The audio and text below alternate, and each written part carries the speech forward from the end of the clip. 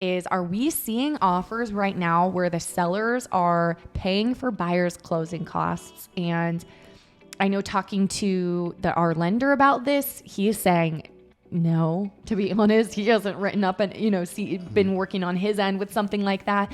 I know I haven't, but the scenarios are always different. Yes. That's my answer to that one. Yes. And it's the good agents versus bad agents. You can say you're a master negotiator, but there's some scenarios where it is what it is. Seller's not going to do a darn thing, and we got to go with it if you like that house. Right. But scenarios are always different. Price categories are a big factor.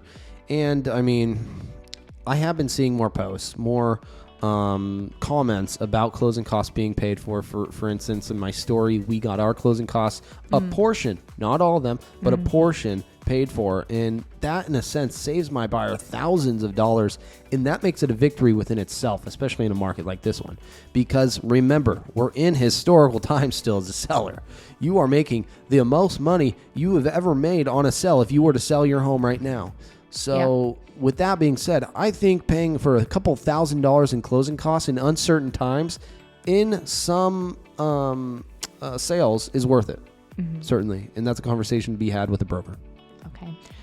So the next question is, what happens if my offer gets put into backup position? I just had a client's offer get put into backup position this morning.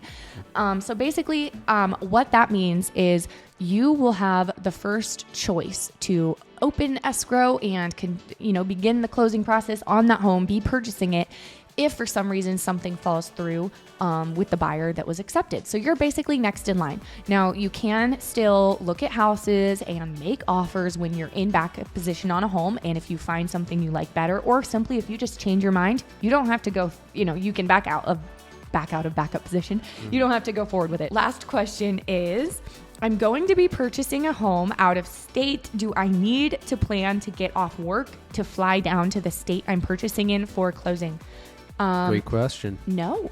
So in this wonderful world we live in today in 2022, you can sign. It is wonderful. Wherever you're at. I had a client a few months back sign. They were in Norway. We sold their condo in Portland.